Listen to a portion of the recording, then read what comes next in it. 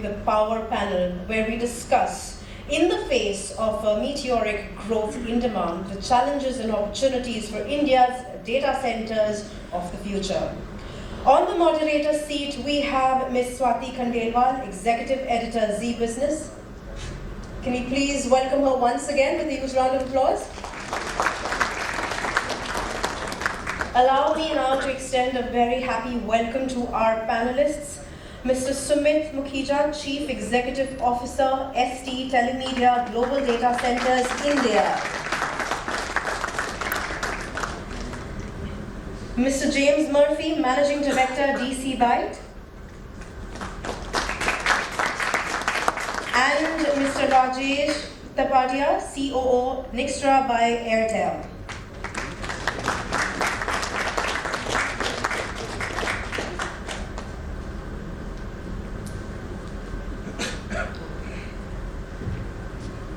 Once again, a huge round of applause, please, for our esteemed panel. Now I would hand over the proceedings to Ms. Swati. Thanks, Nipa. That was a lovely introduction, and thank you very much, ladies and gentlemen.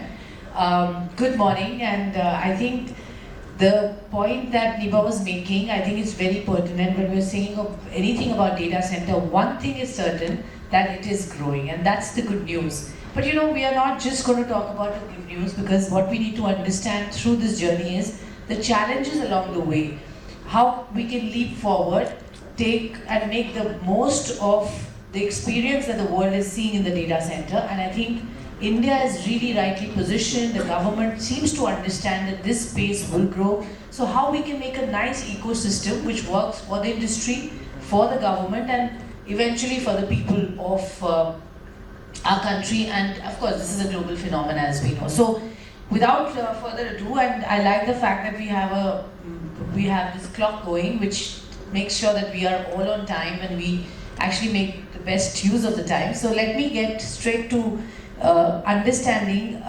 You know, let's put it in context. I know a lot of data points about how much data centers do we have, what is the kind of megawatt capacity that we have at this point in time, etc. And there is definite projections that have been made that it is going to grow many-fold from here, no denying that. But let's get this little bit deeper to understanding why are we talking about data centers today, what does it mean, and how relevant is it going to be in the times to come. So let me bring in Sumit to start with and give a perspective. Since you are in this industry, you understand this better. I think for the benefit of the audience, if you can explain to us why data centers and the positioning that we're doing here.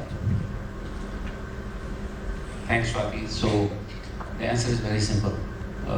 It is actually the data which is driving the data center growth. But let's understand and step back a little bit. About a decade ago, all of us in the industry, we talked about 4 mega trends. We talked about social, mobility, analytics, and cloud. What mobility did was bring internet right into our hands. And you know the mobile subscribers in India is like 650 odd million. Everyone using 4G now, 5G is getting rolled out. Then we talk about social, which brought the scale and the inclusion. And analytics helped us make more sense of the data that we collected. And of course, cloud made it all ubiquitous, right? And add to that, and by the way, industry delivered on that promise. So all those 4 aspects were delivered. And then came the devices and Internet of Things and the sensors. All of this, and along with artificial intelligence, have amalgamated all of this into what we call as digital. So what you and I and all of us are seeing now in India is actually this very digital play going to scale, right? It is with the masses. Enterprises have adopted it, the government is supporting it, and consumers, users all have very tangible use cases which are now emerging and business models which are emerging. So it is the sheer amount of exponential data. I mean, we are a young country, largest population, well, almost. And then the largest population of young people for sure.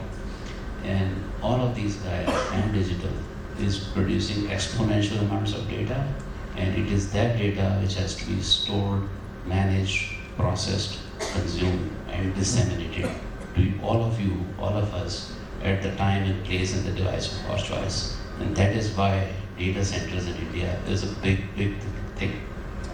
Sure. So, data center is a big thing, we all know. Data is the new oil, as famously said. And I think nobody is questioning that for sure. But how prepared are we? I think that is a question we need to ask, since we know the growth is exponential, never seen, unprecedented, etc. But are we really making use of the time that we have, and probably the parallels that we can draw from some of the other countries who are more mature and developed? I'll come to that part in a bit, but let's understand how prepared are we at this point in time. Rajesh, you would like to highlight and tell our audience, the work that you guys have done so far in it. Sure. Hi, good morning everyone. Thank you for having me here. So on the preparedness, I don't think we will be 100% prepared at any point in time, right? It's a journey. We have started that journey few years back. If I need to sort of assess the preparedness, maybe say I'll take 4 pillars to assess the preparedness. Maybe first one is availability of funds. That's not a problem. Ample funds are available, including global investments. With infrastructure status, the availability of funds are going to further ease out, right? So funds is taken care of, that's not an issue at all in terms of readiness. The second part is primarily, the bigger point is availability of talent. That is a challenge right now, but I believe considering the size and scale of India, availability of resources, as an industry, we will be able to overcome that challenge fairly easily. There's a lot of work which is happening. I know Sumit is doing a lot of work in STT, primarily on the skill development side of it. We at Nxtra, considering we have edge data centers across 65 cities, we hire talent in those geographies, in tier 2, tier 3 cities, give them exposure in those smaller edge data centers, and then give growth opportunities to move them to a larger hyperscale cities. So that basically helps us create the talent pool from remote locations. So that is another area. I think as an industry, we've started looking out talent going outside or maybe adjacent industries, right? Construction, airports, and maybe power plants and stuff like that. So I think as we go along, as an industry, we'll be able to address the talent issue. I don't see that as a big problem. Third aspect is the construction time, and I think that is where we have a serious challenge. Considering the compared to say developed world, probably we take double the time to go to market, and that's where a lot of effort has to happen in collaboration with government. OEMs need to start manufacturing in India as much as possible so that we reduce dependency on the global supply chains. And the last part is primarily in terms of energy. I don't think, again, on the energy front, ample resources are available, governments are taking interventions, and I think as we go along, as an industry, we'll be able to use a lot of sustainable energy going forward. So I think in a nutshell, I'm hopeful that we'll be ready to handle that kind of growth. Okay, so we are prepared somewhat, but there are challenges along the way. And why not? I mean, challenges are part of life, isn't it? James, we talked about some of the other mature markets, and you do a lot of intelligence research in this particular space. So I think your inputs will be very key to understand where you see India right now, and what are some of the things that we can perhaps take cues from other markets and that can help us. Some of the bright spots that you see in India as opposed to the others, your observations really. Thanks, Swati. So I'm obviously coming to Mumbai as a bit of an outsider. We obviously do cover the Indian market, but we are looking at the region in general. Right now, I think Mumbai's, or India in general, I suppose, is in quite an interesting area because historically the tier 1 markets, Singapore, Hong Kong, Tokyo, Sydney, they've got their own challenges. So data centers aren't very welcome in Singapore at the moment. There's actually a moratorium in place, and only limited amounts of capacity are going to come online in future. Hong Kong, there's the geopolitical issues where I think the American players in particular are quite nervous about going there. And then Japan in general is quite, well, both land and power constrained. So those, what we previously classed as the tier 1 markets, have got those kind of challenges. Then people look at the emerging markets, and you'll hear a lot of news and a lot of reports on Manila, on Jakarta, on Vietnam. These markets are, with the exception of maybe Jakarta, there's a lot of people talking about them, and you'll see a lot of big announcements. Very little is still happening. The kind of domestic demand isn't quite there yet in a lot of these markets. So while the potential is undoubtedly huge, we're talking about populations of 100 million in that region, it's still quite slow in those, and the data center industry is still in its infancy in those markets. India, and I think Mumbai in general, seems to be in between those two stages. So Mumbai itself already has got quite a lot of installed capacity and with a pretty significant pipeline. And doesn't seem to have the same challenges that some of those tier 1 markets I mentioned have. So, like I said, there's no more moratorium in place or anything like that. And in fact, the government is seemingly welcoming investment into this area, and with the change to classify data centers as critical infrastructure, steps like that will only help increase that. And when looking at it against some of the other emerging markets, like I said, India already has a captive demand in India, with the clouds having already set up a presence here almost a decade ago in some cases. So I think India is really in a sweet spot in terms of everything aligning quite nicely right now to see growth in the future, both in the short term and in the long term. So I think it's very positive.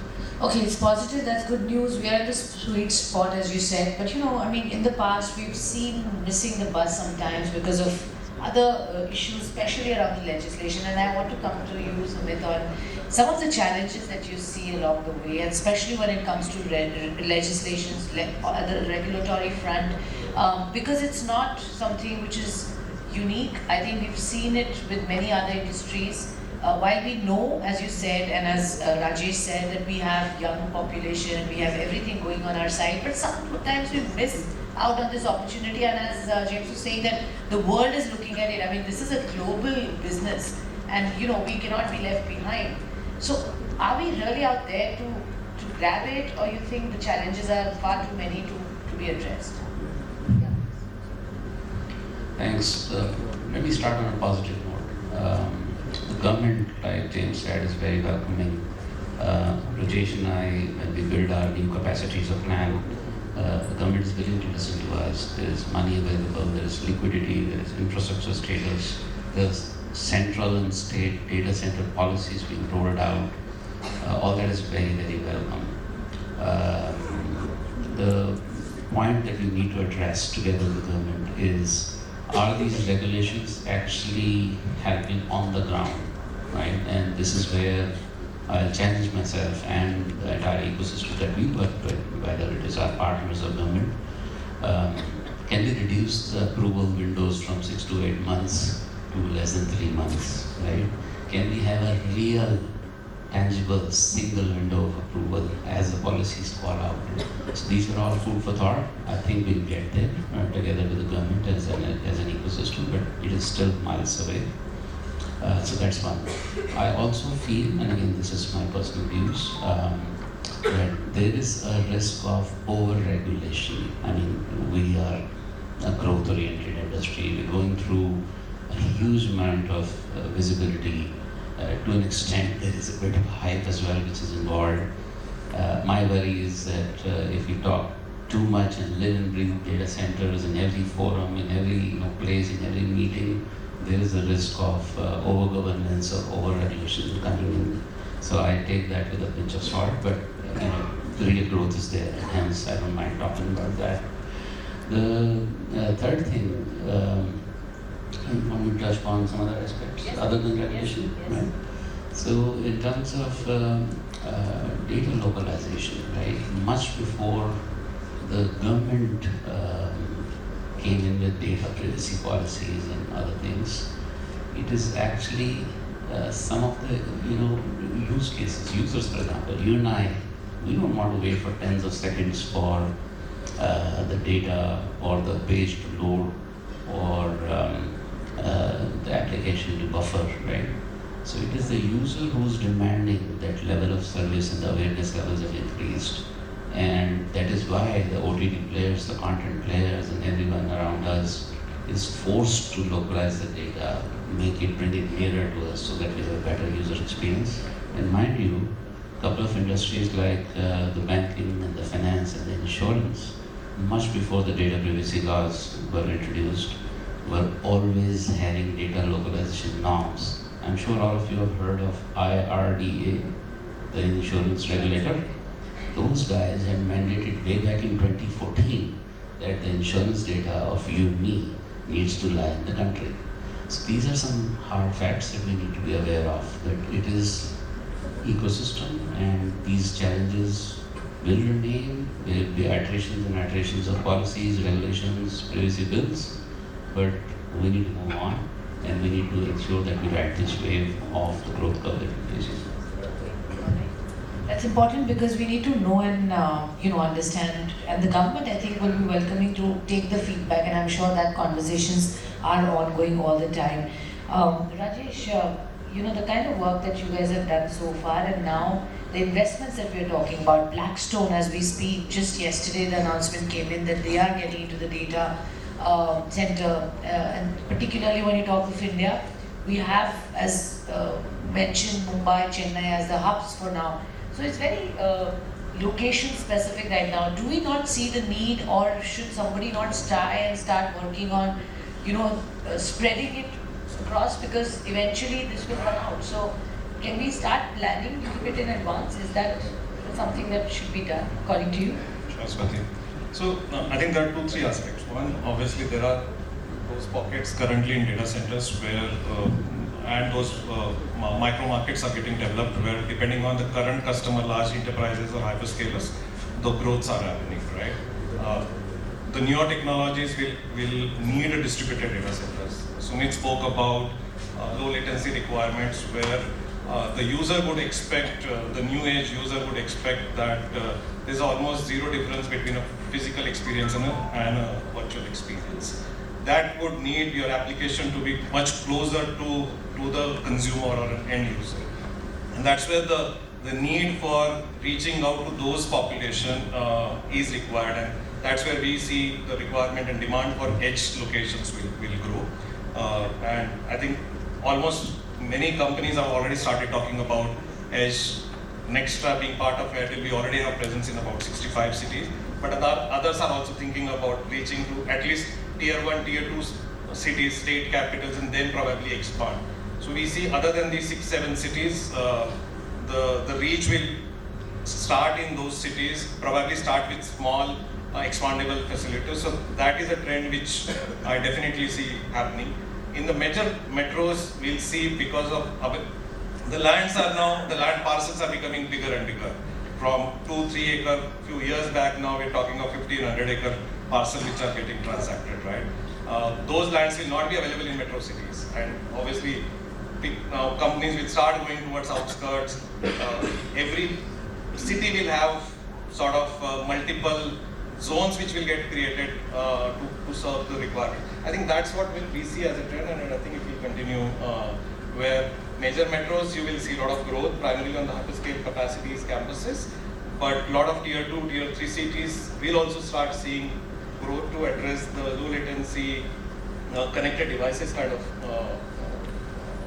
opportunities. Okay, sure. Opportunities are immense. James, when you look at India, we talked about $5.6 billion industry right now, which will grow up to 10 billion. I mean, we are not surprised. Now, according to you, and when you look at the regulations of other countries, and where do we stand? What are some of the things that you think can be done, tweaked a bit, to make this market more lucrative? Of course, the demand right now is more captive, but can we not service the world? I mean, is India poised to take lead there? Do you think we have the potential? Do you think some inputs on that can be made to maybe take lead there? Yes, so I think previously it was almost the flip of that, where Indian data was being serviced out of Singapore, and now due to the data localization and things like that, that data is now being kind of reshored back to India. to your point, could India become a global data center hub in a similar way to Singapore is, or certainly was previously? I think there certainly are opportunities. India has obviously got the human capital required to build these data centers. They've got the know-how, and that's obviously increasing as the industry itself grows. One thing which India has that a lot of countries, particularly some of the smaller city-states like Singapore or Hong Kong, is access to renewable energy and green power options. That's obviously extremely important, and that's some of the lack of green energy is something which is stifling some of the more mature markets in Europe, and elsewhere throughout Asia. So the fact that when I'm talking to some of the Indian operators, they're able to say put pretty large percentages behind their green energy consumption, that's something that's very attractive. Well, for everyone really, and people want to see that. And data centers can be that catalyst. They can provide, I think, to steal Schneider Electric's term, the additionality, which is actually the funding to actually get some of these green projects off the ground and have an immediate off-taker in the shape of a data center. So there's no reason why a lot of the capacity which is currently being serviced out of other hubs, no reason why that couldn't come to India, because India has obviously got land not really being an issue, a lot of green energy potential, the know-how, both domestic and international players who know how to operate and engage with some of the mainly the hyperscale clients. So there certainly is that opportunity. I would still point to the fact that the industry here is still relatively early in its development path. Where I'm from, Ireland has got more installed capacity than India, and we're a population of about 5 million people, so that gives a bit of context as to where India is at in its development stage. But looking forward, I think the future is very bright for India, and Sure. Yes. could develop that hub status in the future for not just Indian data. Okay, so a lot of catching up to do, as you said, and I think perspective on number gave us a sense of where we are right now. But I think the good part is that we understand that this will suddenly scale up. I mean, we'll be able to multiply it soon enough, and I think work is going in that direction. You said money is not a problem, people are ready to fund it, so investments is not a challenge here. But land availability, and Sumit, I want you to come on this, because I think a lot of people understand that data centers without enough space will be a constraint. And now we're talking of a country which has so much population, going to lead there in the world. So does it work against us? Does it work for us? I mean, how do we work around the challenge of the land availability that will come along as we grow? Yeah, so I think this question ties back to the location question which Rajesh also answered. So let me build further on that in the context of land. I don't think we have a problem in the short term, because almost all the tier 1 cities, including the one that we're sitting right now here, there are land parcels available. Yeah, the rates have increased, but at least they are available. And yeah, technical diligence, due diligence, it may take more time than some of the more developed markets, but it is there. Right? So all of us are securing land and trying to build further on that. The problem is this is short-term, because land is not in unlimited supply and it is getting costlier. But the second aspect is that we might even land into a short-term oversupply of sorts in these cities if we just continue to focus on these 2-3 cities. So it just can't continue to be Mumbai and Chennai and Hyderabad only. We have to look at the next 5. Not only because the land is also available there, but also because there are people also living there, and they tie into the use cases that I mentioned just a while back, right? So we have to look at the Delhi NCR or Bangalore or Kochi or Pune much more closely and even Kolkata much more closely than we have looked in the past as an industry. And then parallelly, we also need to start looking at and prepping the next 10 tier 2 cities with some entry-level capacities as a build-up to the larger capacities. And maybe that is even complementary to the edge locations which Rajesh pointed out, because those are in any case required for the last mile, right? So this is where we need to sort the land problem and at the same time ensure that there is no available business on the table which is left stranded by actually hedging our risk and moving on to the other cities as well, while we continue to build in these 2-3 cities that we are currently building on. Yeah. Fair point, and I think we need to work on that, and the constant process must parallelly start running rather than waiting for us to first, reach a final saturation point and then start work again. Your thoughts on what's been going with Airtel? I mean, how are you handling this, and what are the kind of investments that you think your company is willing to make? Because this is obviously capital intensive and hugely. So, Airtel and Nxtra, we publicly announced our investment plan. So, we're looking at 5,000 crores of investment in a 3-year cycle, tripling capacities, and that's on plan. So, currently, a lot of constructions are already on right now. Pune is a major expansion for us. Mumbai construction is in full swing right now. Chennai, we recently launched. Last year, we went live with our campus, and we are continuing to expand there. 22nd, which is coming Tuesday, we are actually groundbreaking in Kolkata. So that's another construction which is starting in Kolkata. Hyderabad, we have just acquired a large land. So overall, these cities, in addition, cities like Lucknow, Patna, Ahmedabad, these are cities we already have edge presence, but we believe that there will be a next growth wave there. We will continue to acquire larger lands and sort of start building those as part of next 3 years plan. So massive expansion which is currently happening, and the good part is obviously most of that is also getting consumed. So it's not completely speculative build. Some of those are contractor builds, and then obviously we also be considering next few years in that. So overall exciting times for the industry. Surely exciting times. You talked about a lot of expansion that your company is undertaking, but the ecosystem has to work along, right? And James, when we talk of the data centers, there are so many other aspects. I mean, these are of course players who are setting up the data center, but the team or the supply chain, when you talk of the component manufacturers, how is that looking for India? What are your analysis and pieces? I mean, a lot of these people who are sitting here are in many ways related to this business and ready to, partner. How well can we develop the ecosystem? What are your thoughts on that? Well, I think that India hasn't been immune to the supply chain issues that have, I suppose, plagued the entire industry, or certainly the industry in APAC. A lot of the components that the major customers will demand will be best in class, so they don't allow anyone to cheap out on any sort of different equipment. So a lot of these components are coming from the US or coming from Europe. While I think India is in a position, I think the market growth will support the setting up of factories and the industries which support these equipments in India, because I think the business case is increasingly becoming pretty obvious for them. And just on this short trip, I've noticed some of the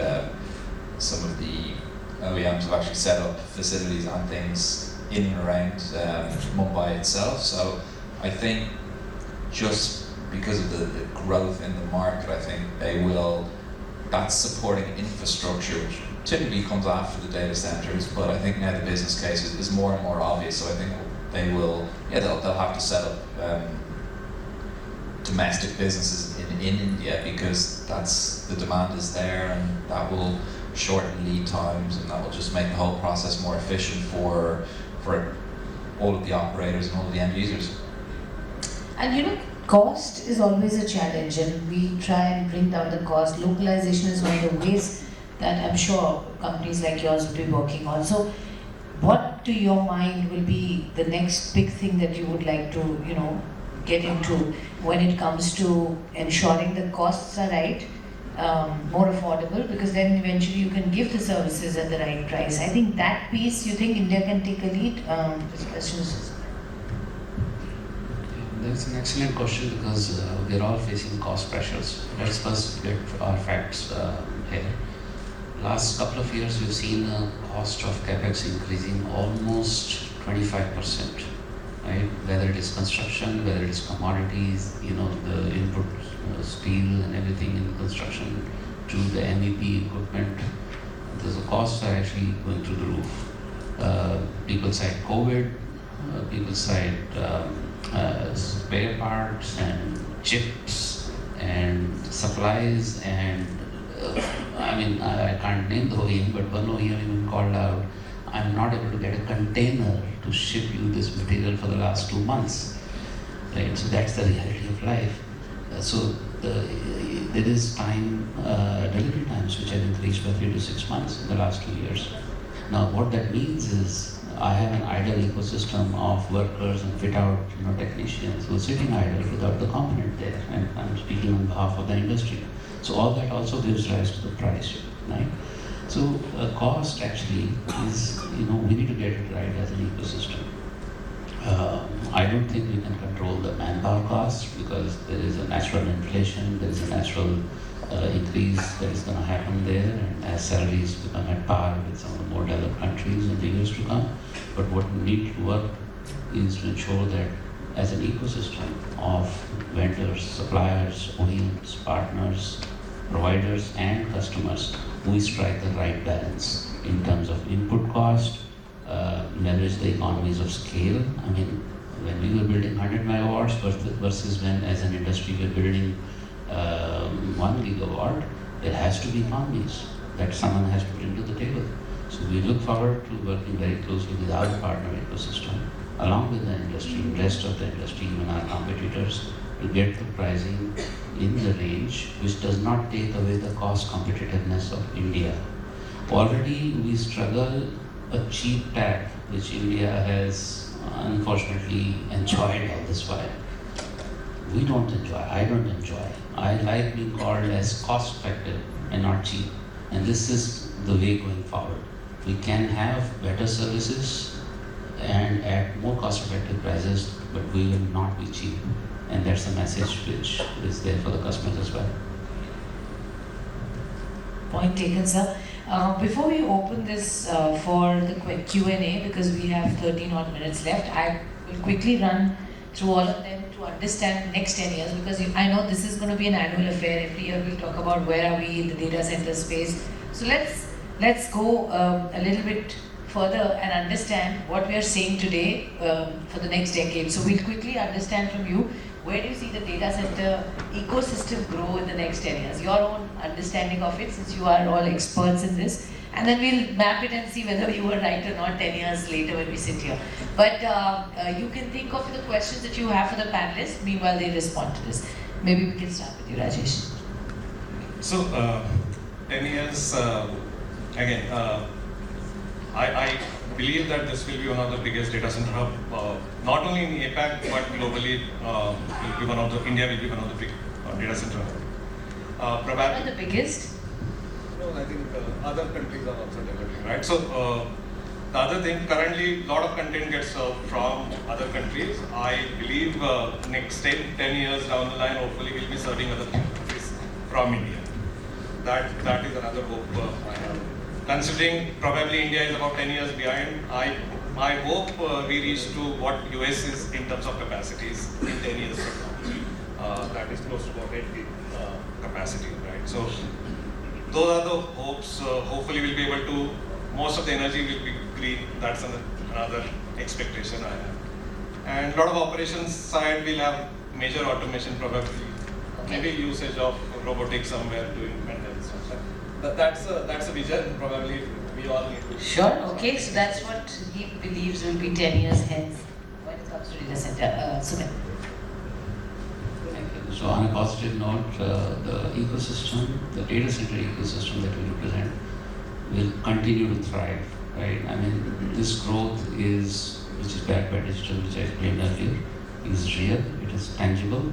And no matter what happens, we will see 20 to 25% growth happening for the next decade, and this is for real. So that's a good part. And there will be demand and capacity uptake which will keep pace with this. What we know for sure though is that this business is a complex business, and there's so many moving parts right from the approval, construction, fit outs, testing, commissioning to the operations phase. We didn't touch about the operations pretty much, but that is one of the biggest challenges, that this ecosystem will face. When you build 2,000 megawatts, when the rubber hits the road, when it actually becomes operational, when we have manpower challenges, then we have to bring in automation, then we have to bring in artificial intelligence, we have to do the upskilling and the right skilling of the current employees, right? So all of that will require to be done in the next 10 years. One more thing that I want to point out, that this business is not for the weak-hearted. So if people are afraid of all these challenges I talked about, or people who are looking at a short-term horizon of market capitalization and returns in 5 years and then exiting, this is not the business for them. So next 10 years, I see a massive opportunity for consolidation. See, today this market is served by old players, new players, 25 plus players, and every day one new announcement is coming, right? So by the time we finish this event, it will be 26 or 27, right? But the point is, the market is not ripe for 30 odd players. So I see going the telco way, but in a positive sense. We will have 5 to 6 very hardcore, serious long-term players who will survive in the next decade. So if you ask me 10 years, ecosystem will still be thriving, albeit with lesser number of players, with more automation, with more, let's say, cost effectiveness. Thank you, and these are really very important words and the vision that you are setting and giving us a perspective. Operations is going to be key. Skilling, I think, very, very relevant point. James. I'm just going to try and grab the headlines with a few bold claims. I think in 10 years' time we could be sitting here with Mumbai being the biggest market in APAC in terms of installed capacity. I think the trends are looking like that could very well be the case, especially with some of the tier 1 markets coming up against some of the issues that I mentioned earlier. And I also think that the likes of Chennai, Delhi, Hyderabad, I think they'll also probably be in the top 10 biggest markets in the region as well. So I think the landscape will look a lot different in 10 years, and I think the industry in India will be, like I said, it will be the leading one in APAC more than likely. Okay, leader in the APAC is great news, and I think all of us agree that there is so much growth that we're talking about. 8 minutes now on the clock left, so we will quickly take as many questions we can. So I think I saw that gentleman, sorry, I was looking that side there. Can we get the mic quickly? Let's not waste time on, or you can just speak out so we can hear you. Thanks a lot.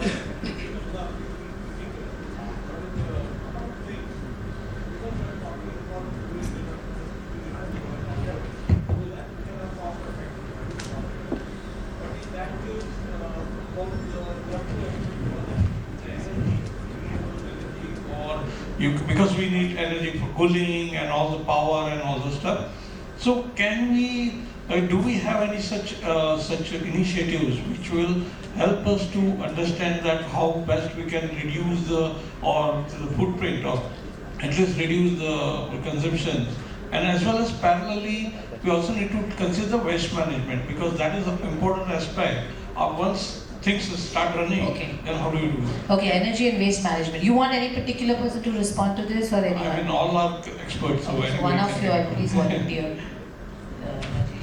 Okay, so again, most of the operators in India today are giving a lot of importance to the overall sustainability side of it, right? So natural resources, obviously being a data center, we consume a lot of energy, and it is critical, and the onus is on us to make sure that we use as much sustainable energy as possible. And there are a lot of government policies which are now driving that agenda, and almost every one of us try and do as much as possible which is allowed by the current regulations, and the intent is to continuously collaborate with government and try and maximize our share of renewable energy. So that's one side of it. Water is another critical resource. We all are conscious of usage of water. If you see, most of the air-cooled, the chiller side of the cooling solutions are moving away from water-cooled to air-cooled now. There is a lot of efficiencies which are getting into this usage of rainwater and those kind of. Most of the data centers are now water positive or water zero discharge facilities from those point of view, right? So there's a lot of work which is already happening, and that will continue to happen even tier 2, tier 3 cities. So I don't see a challenge from the sustainability side of it. I think all the operators are conscious enough to make sure that we contribute positively in that space. Okay, so there's consciousness, so that's good news, sir. Yes, sir. Please go ahead.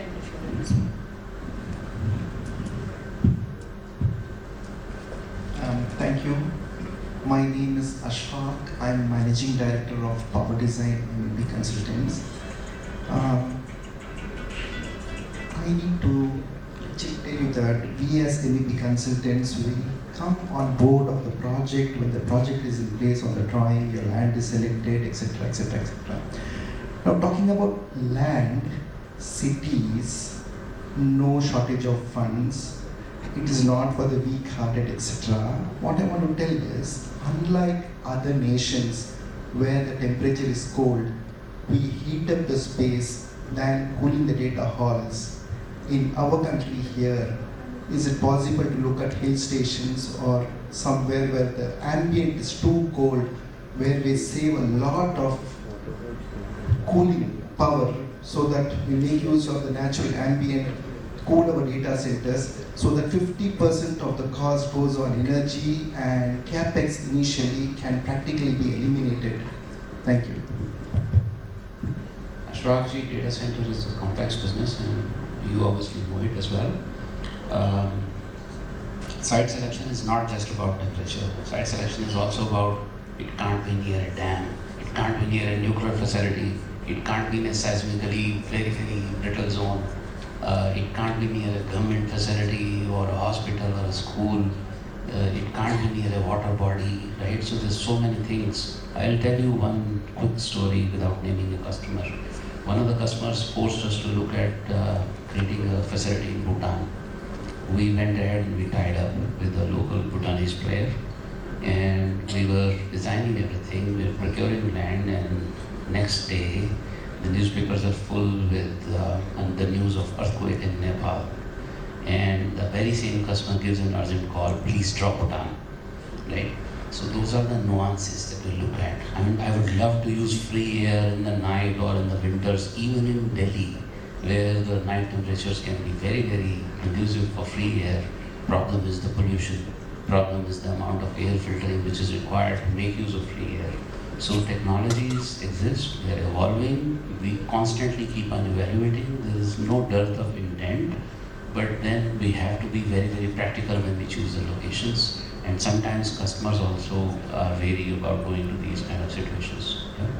Thank you. Okay, I'll take 2 more questions. Yes. Hello. Yeah, hi. Umesh here, Umesh Jawar, representing Global Infra. My question to the panel is, what are the challenges as a data center player you know come across when you are acquiring land parcels, especially for the data center? Kind of response. To the panel.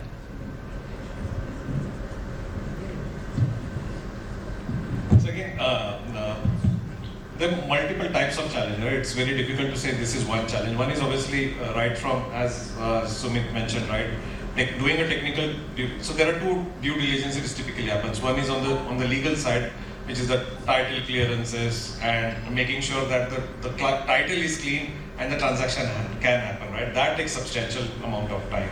Availability of documents. I think we typically spend maybe 1 to 2 months actually to make sure that some of those land parcels are cleared from the legal due diligence point of view. Second is the technical due diligence, when location, fiber availability, soil condition, terrain of the land. Some of these are the critical challenges where we use actually experts, do a lot of tests on the ground, and then certify whether the land can be used for a data center.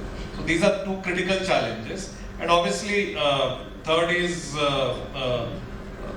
how do you ensure that you get that at the right price? Because considering, and I think there are states where for data center operator, the costs have been artificially increased because they know that because the location is critical, they will be able to attract a premium, and that's also slowing down the overall acquisition process for us. Some micro market, the cost has substantially gone up which is not affordable for an operator, because we are into business, we're not using for our own purpose, right? So I think those are the critical challenges I can think of at least. All right, hope that answered very Thanks. much. Last One one. final question here. We have gentlemen. Hello, am I audible? Yeah. Hi, my name is Dharmesh. I am from Hilti. One of the point there was a discussion about construction time in data center is one of the biggest challenge.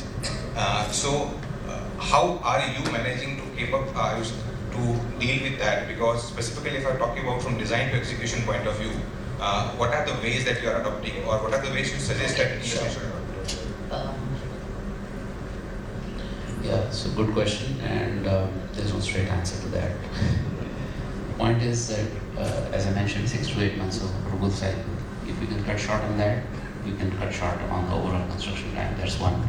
Second is the construction methods, whether you use steel structure, prefab structures, or normal RCC structures. We have experimented with all. I firmly believe that it still takes us 12 months. We make generally ground plus 5, ground plus 6, ground plus 7, so it will take that much time. If I was building ground plus 25, perhaps it would have taken me lesser time with the steel structure or whatever, but with the kind of elevation we have, it takes the same time, right? What we do and try to cut down on the RFS or the ready for service timelines is start the high side work parallelly. You start creating chiller platforms or DG yards or the underground tanks much ahead of before the building actually gets completed, so that we cut down on that time. Then we start some part of fit out work which is allowed technically and regulation wise, again parallelly. So we cut down on the overall time. But we unfortunately, because of the approval cycles, we still see cycles of 18 to 24 months minimum before we say it is ready for service. That's the current state. If you have any ideas, we've been offline, would love to hear those. Lovely. Thank you very much, and we are. We are at the end of the Q&A. Now, Ms. Thank you. Khandelwal, I would request you to please announce whoever asked the most relevant question so that we can have a giveaway right now. You would have to, because they responded to the question. I think the first question, sorry, I'm trying to remember, but the answer challenges, sorry. I mean, I guess, yeah, the first question on sustainability. Sir, if I would request you to please come up on stage and accept a small token from Ms. Khandelwal.